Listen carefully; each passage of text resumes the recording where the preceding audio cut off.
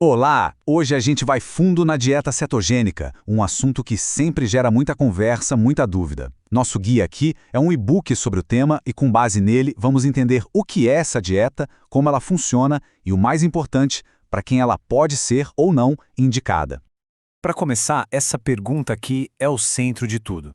E se o nosso corpo pudesse, de repente, parar de usar carboidrato como combustível principal e passar a usar gordura? Parece algo meio futurista, né? Mas é exatamente essa mudança metabólica que a dieta cetogênica busca provocar. Vamos ver como isso acontece? Bom, vamos começar pelo começo, claro. O que, afinal de contas, é a tal da dieta keto? A gente vai mergulhar na definição dela e entender o que significa esse estado que ela promete, a chamada cetose. Então, a base dessa dieta, olha, vai na contramão de quase tudo que a gente ouviu por anos, né? A maior parte das calorias vem de gorduras saudáveis, a proteína fica ali, no meio termo, e os carboidratos, esses são cortados de forma bem drástica. E tem um fato curioso que a fonte aponta. Ela não nasceu com o objetivo de emagrecimento, não. A origem dela, na verdade, é um tratamento médico, lá atrás, para epilepsia em crianças. E é aqui que a mágica acontece. A cetose. Quando se corta os carboidratos de forma radical, o corpo é forçado a procurar outra fonte de energia. A fonte que a gente está usando descreve isso como uma espécie de reprogramação. O corpo aprende a quebrar a gordura estocada para gerar umas moléculas de energia chamadas cetonas. É como se ele trocasse o tipo de combustível do motor. E para essa troca de combustível acontecer, a disciplina tem que ser bem rigorosa. O material fala num limite diário, geralmente, de menos de 50 gramas de carboidrato. Só para ter uma ideia, uma banana média sozinha já quase bate metade dessa cota. É bem restrito.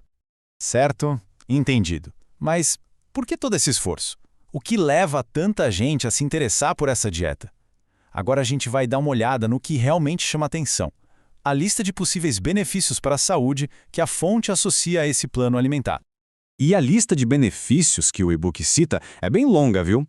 Vai desde uma perda de peso considerável, passando pelo controle do açúcar no sangue, o que é super importante para quem tem diabetes tipo 2, até melhorias na saúde do coração e um pique maior, tanto físico quanto mental. A fonte também fala em redução de inflamação e, claro, reforça a eficácia já comprovada no tratamento de epilepsia. Tá, a teoria é uma coisa, mas e na prática? Como fica o prato no dia a dia? Vamos agora para a parte mais concreta. O que se pode comer, o que tem que ter moderação e, claro, o que deve ser evitado segundo as diretrizes do nosso material de base. Olha só que prático esse mapa da dieta. A base é toda em comida de verdade. Carnes, peixes, ovos, gorduras boas como azeite e abacate.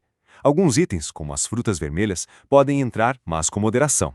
Agora, a lista do que evitar, essa é grande. Basicamente, tudo que tem muito açúcar e amido. Pães, massas, arroz, batata, doces, a lista é longa. E para beber, a fonte é bem direta. Água é sempre a melhor pedida. Café e chá, sem açúcar, claro, também estão liberados. Refrigerante diet até é mencionado, mas o e-book faz questão de frisar, com moderação. Ok, com a teoria na cabeça e a lista de compras na mão, como se começa? Essa parte aqui explica os conselhos práticos da fonte para dar o pontapé inicial e, muito importante, para se preparar para a fase de adaptação, que nem sempre é fácil.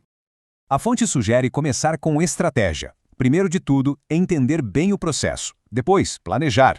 A dica de ouro é não fazer um corte radical de uma vez, mas ir reduzindo os carboidratos aos poucos, ao mesmo tempo em que se aumenta o consumo de gorduras boas. E, claro, proteína na medida certa e, um ponto super importante, beber muita, mas muita água. Mas é bom ter os pés no chão, porque a transição pode ser meio chata. O e-book fala dessa fase de adaptação, que muita gente chama por aí de gripe keto. E por quê? Porque sintomas como cansaço, dor de cabeça e até um pouco de irritabilidade são comuns, segundo a fonte. É o corpo se ajustando a essa nova forma de funcionar. E isso nos traz para a reta final, que talvez seja a parte mais importante de toda essa análise. Vamos falar agora dos alertas, dos poréns, das ressalvas que a própria fonte faz questão de deixar bem claras. Essa frase, tirada diretamente do material, diz tudo. Ela resume o principal aviso. O texto reforça várias vezes que esse plano não é para todo mundo, não é uma solução mágica e que conversar com um médico ou nutricionista antes de começar é simplesmente indispensável. E além disso, o e-book lista outros pontos. Primeiro, isso é uma intervenção complexa, não só uma dietinha. Segundo, pode ser bem difícil de manter por muito tempo. E tem possíveis efeitos colaterais. Se não for feita do jeito certo, pode levar a deficiências de nutrientes. E um alerta fundamental é feito: jamais, em hipótese alguma, usar como substituto de tratamentos convencionais para o câncer. E para fechar, a própria isenção de responsabilidade do e-book. Eles deixam bem claro que esse conteúdo é para educação, para informar, e não substitui um conselho médico profissional de verdade. Então, depois de olhar tudo isso, fica claro que a fonte nos dá um mapa bem detalhado da dieta cetogênica. Mas a mensagem mais forte que fica ecoando leva a gente para uma reflexão final. A pergunta mais importante talvez não seja como fazer essa dieta, mas sim quem deveria fazer. E principalmente com que tipo de orientação profissional. Esse, no fim das contas, parece ser o ponto-chave de toda a questão.